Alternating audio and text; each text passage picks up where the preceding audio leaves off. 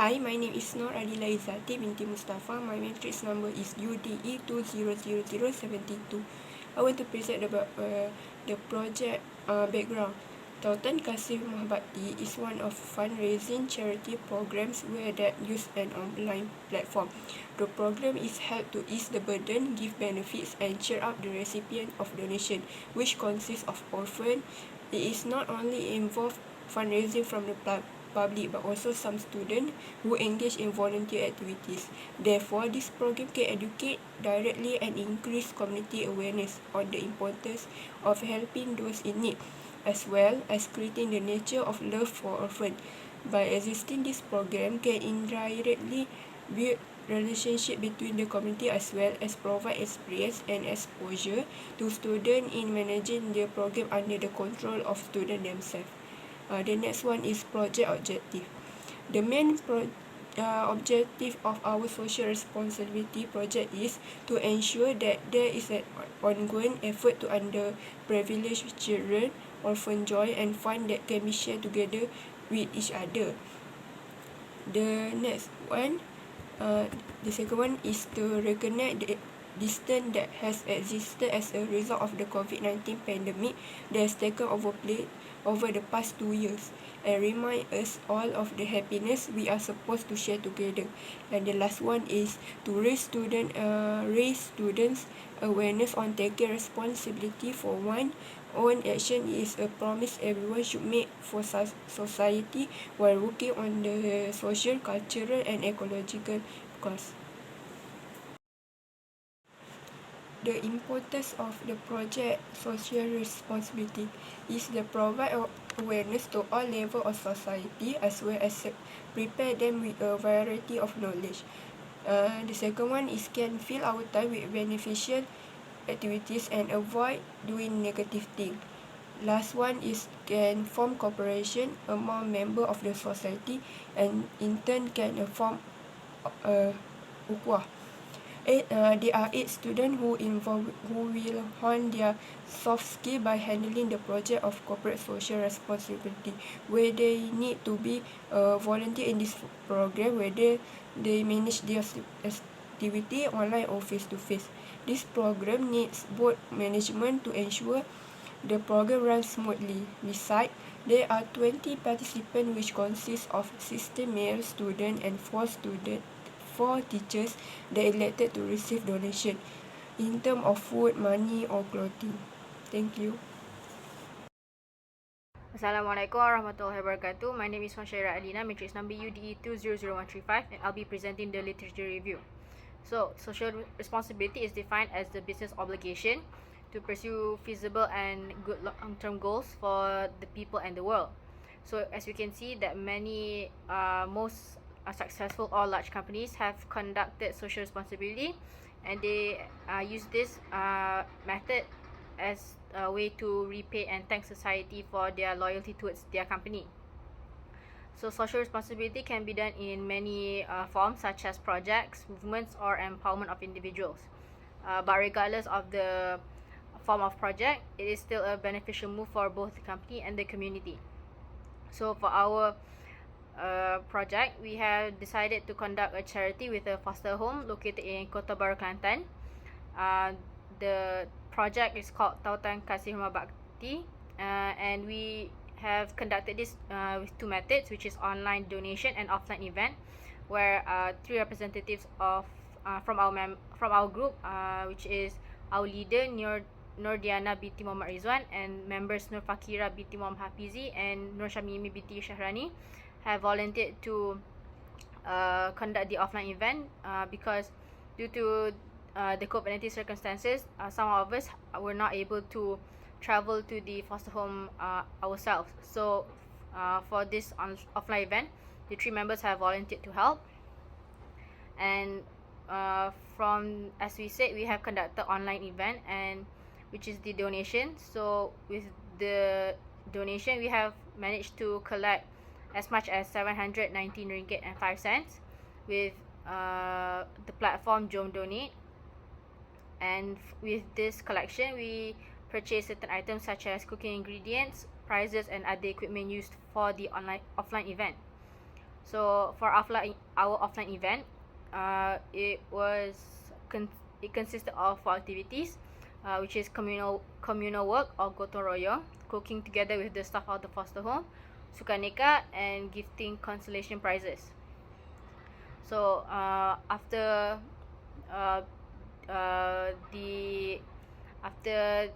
purchasing the items that I needed, it was noted that RM164 was used to purchase the ingredients, the cooking ingredients for the activity of cooking with the staff, and the remaining balance will be used to purchase the items needed as well for the offline events, such as the gotong royong as well as the consolation prizes. So for the purpose of this project is to help those affected during the pandemic, because we know that because this people in need, such as foster homes, they would require funders who have helped them to reduce their burden in helping in providing the services, which is to raise the children in these homes.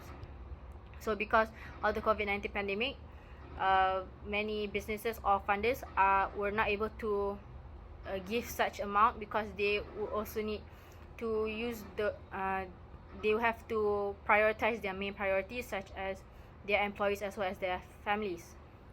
So with this program, we can see that it helps both the businesses and community, because by purchasing the needed things for the offline events, such as cooking ingredients as well as the gotong royong equipment, we not only help the company by helping them raise a little bit of profit, but we also help the community by reducing their burden due to the pandemic. So overall, we can see that there is a good consumption cycle being rejuvenated in this program. My name is NURDIANA binti Muhammad RIDZUAN from Section 2 with matric number UDE 200105. Now I will explain about our proactivity. For our corporate social responsibility project is a project that trying to strengthening the relationship among the society that can create a good understanding that can indirectly prevent hostility among the society. We aims to obtain consent and approval to organizer the program Tautan Kasih Rumah Bakti to meet the requirements of the social responsibility course. The indicated program intends to form ukhuwah with the local society and the orphans of the Rumah Bakti Kedai Buluh located in the district of Padang, Kota Baru, Kelantan. Our main objective in implementing corporate social responsibility are to ensure that there is an ongoing effort to underprivileged children, orphans' joy and fun that can be shared together with each other. Next objective is to reconnect the distance that has existed as a result of the COVID-19 pandemic that has taken place over the past 2 years and reminds us of all of the happiness we are supposed to share together. Their objective is to raise students' awareness on taking responsibility for one's own actions. Then, we establish a committee member where eight students among us can hone our soft skills by handling the project of corporate social responsibility, where we need to be a volunteer in this program, whether it must be managed through online or face-to-face. Every committee member has been given tasks to ensure this program runs smoothly. So, thank you. Assalamualaikum warahmatullahi wabarakatuh. My name is Fakhirah binti HAPIZI, matric number UDE 200084. After we establish a commit member, the first stage we do is we create a poster to inform people about our upcoming projects about fundraising for food ingredients to prepare meals on a gotong royong basis during the program. Moreover, to encourage people in this project, we also state in the poster about our activities planned for that day so that people acknowledge and take note of the real purpose of our implementation for this project. Other than put treasurer account number on the poster, we also put a QR code and use a donation link, which is jomdonate.com. This make it more convenient for people to make donation. For our fundraising, we are targeting RM500, but it exceeded our expectation, which is RM1007. After that, we listed the ingredient needed to cook for the day and plan the funds well. One of our members will go to the grocery store and she will tag every purchase in the group to make sure everyone knows. On the day of the events at 8 AM, we started with a registration session, short speech from the principal of Rumah Bakti Kedai Buluh, and have some breakfast. Next, at 8:30 a.m., we continue with gotong royong to clean the surrounding area while the women prepare the food for lunch. After Solat Jumaat, there are lucky draw provided by the NGO for the participants. At 3 p.m., we start the next session with a casual chat session titled Selangkah ke Menara Gading until 4:40 p.m. After the prayer, we end the session with sports activities among the residents of Rumah Bakti and also giving prize for the winner. Lastly, after council dispersed at 6:30 p.m, we started packing up a bit before we heading home. Assalamualaikum, my name is UMIE BINTI AIDI, my matrix number UDE 200130. One of the activity on the day of our project is gotong royong at around Rumah Bakti. In this activity, we have shared the task with the village committee, NGO members and the volunteers will clean and improve the outdoor area, while our team and the students of Rumah Bakti, we will clean the interior area. After that, in the cooking activity, our team helped the NGO members make preparation for lunch, such as cleaning the chicken, cutting the basic ingredients, such as potatoes, onion, and so on.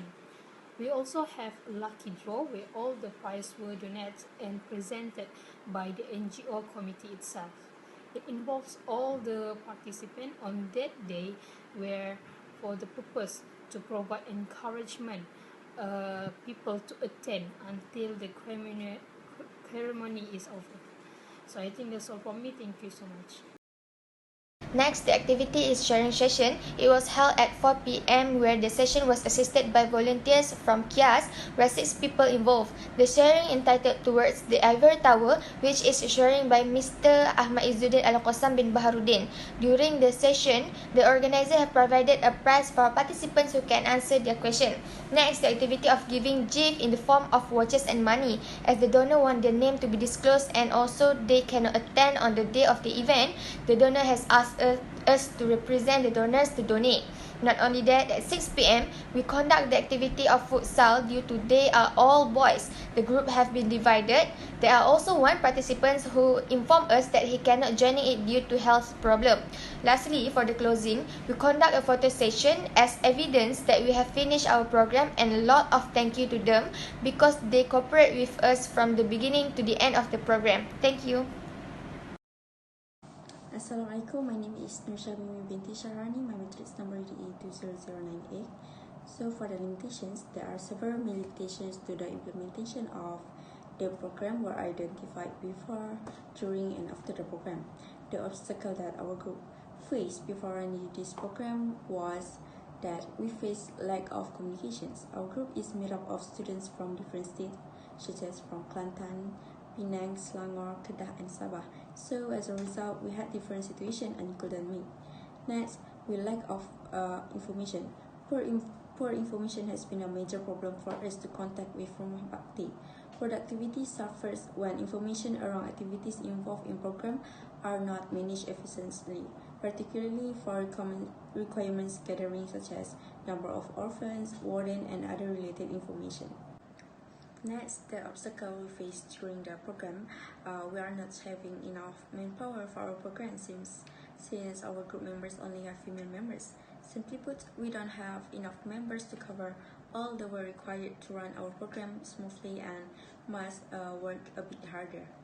Then, we have poor time management. It is important to complete the things that need to be done first and the time available to complete all the work. Poor time management means we cannot plan properly. It is possible for a person to know what they need to be done first and when it needs to be done, because at times many other plans come to place, but it also causes confusions and stray us away from the initial plan. Finally, after the program ended, we are lack of public support, and it has been reported to be a common barrier to CSR implementation. The public are not willing to compromise when it comes to the fundings. It's unbelievable how often obtaining public support is ignored. We feel that our cause is so obviously just and logical that people will support it automatically. And after the success of this program, NGOs would want to maintain contact with their beneficiaries and make sure continuous progress is happening. But then we have problem to contact the NGOs. The relationship between NGOs and communication is therefore important for us to understanding the organizational. Furthermore, we will gain information better and the collaboration will improve. Aside from that, NGOs would like to be able to assist more individuals and communities based on their needs. Hello, my name is NURUL SYAZLIANA bin ZAINUDDIN. My matrix number is UDE 200111. I would like to start presenting about my part, which is recommendation for the improvement in the future. For the recommendation for future improvement, on March 18, 2022, the Community Service Program Tautan Kasih Rumah Bakti, together we have the community, was successfully completed on Friday. However, some suggestions for improvement are listed to help strengthen and smooth the program if it is held again in the future. So for before, the limitation is poor information to contact with Rumah Bakti. It is to conduct a several series of meetings and perform preliminary surveys because the program is expected to function more smoothly if face-to-face meeting is organized with the people involved in the program, such as the program committee, social organizations, and orphanage management. Due to the lack of time, preparation of program involving the simply verbal communication by online without involving encounters has caused some difficulties. This also means that the selection of activities that cannot be chosen properly with the participation of all group members because there are members who have priorities to settle and also long distance factor that cannot be attended.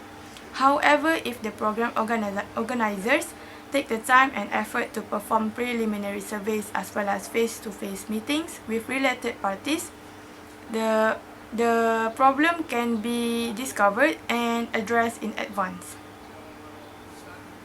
For the second limitation is lack of communication.